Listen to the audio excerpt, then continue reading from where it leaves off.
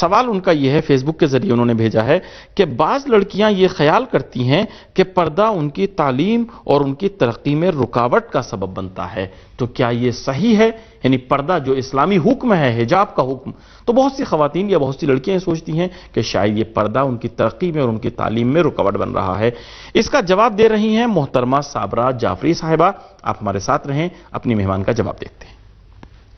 بہت ہی عمدہ۔ معمولاً یہ سوال خواتین کی طرف سے سامنے آتا ہے کہ کیا خواتین حجاب میں رہ کر، پردے میں رہ کر بھی ترقی کر سکتی ہیں، یا یہ حجاب، یہ پردہ جو اسلام نے خاتون کے لیے معین کیا ہے، اس میں ان کے یہ پردہ جو ہے ان کے لیے رکاوٹ ہے۔ میں خواتین کی خدمت میں عرض کروں گی کہ یہ قطعی ایک غلط نظریہ ہے جو انسانی دشمنوں کی طرف سے، سماج کے دشمنوں کی طرف سے جو ہے خواتین کے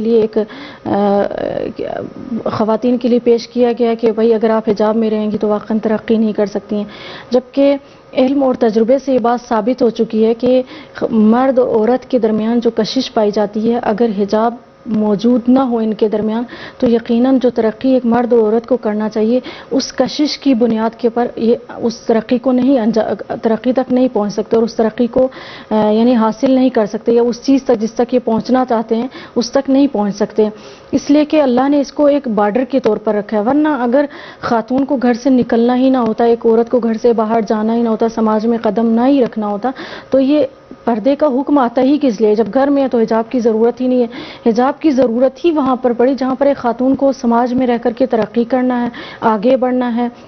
اور اپنے کاموں کو بہترین طریقے سے انجام دینا ہے۔ تو میں یہ عرض کروں گی کہ بلکہ ایک حجاب جو ہے وہ ایک سکون ہے خاتون کے لیے، ایک اس کے وقار میں اضافہ کرتا ہے، اس کی متانت میں اضافہ کرتا ہے، اور اس کو ایک خاص طرح کا سکون بخشتا ہے کہ وہ سماج میں رہ کر پوری عزت، پورے وقار اور پورے تحفظ کے ساتھ رہ کر کے وہ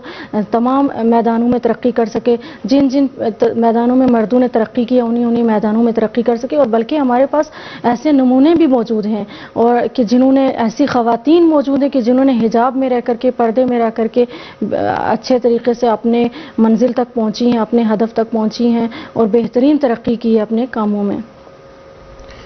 ناظرین، بہت ہی اچھا سوال تھا یہ بھی، اور اس کا جواب بہت اچھے طریقے سے دیا ہماری مہمان نے۔ دیکھیے، اسلام کا کوئی بھی قانون ایسا نہیں ہے جو انسان کی ترقی میں رکاوٹ بنے، اس لیے کہ اسلام آیا ہی اس لیے ہے تاکہ انسان کو بلندیوں تک پہنچائے، کمال تک پہنچائے، اور جو اس کی حقیقی منزل ہے یعنی قرب الہی، وہ انسان کو حاصل ہو سکے۔ مشکل یہ ہوتی ہے کہ ہم یہ سمجھ نہیں پاتے اور ہم نے اپنے جو معیار بنائے ہیں وہ غلط معیار ہیں۔ ہو سکتا ہے ہمارے لیے ایک ایسی چیز کامیابی ہو جو خداوند عالم کی نظر میں بدترین ناکامی ہے، تو ہمیں اس چیز کو دیکھنا ہوگا، ورنہ کوئی بھی قانون ایسا نہیں ہے جو انسان کی رکاوٹ بنے اس کی ترقی کے لیے۔ اسی طریقے سے ایک حجاب بھی ہے۔ سب سے پہلی چیز جو ہمارے لیے مقصد اور ہدف ہونا چاہیے ہماری زندگی کا، وہ یہ ہے کہ خداوند عالم کس چیز سے خوش ہو رہا ہے۔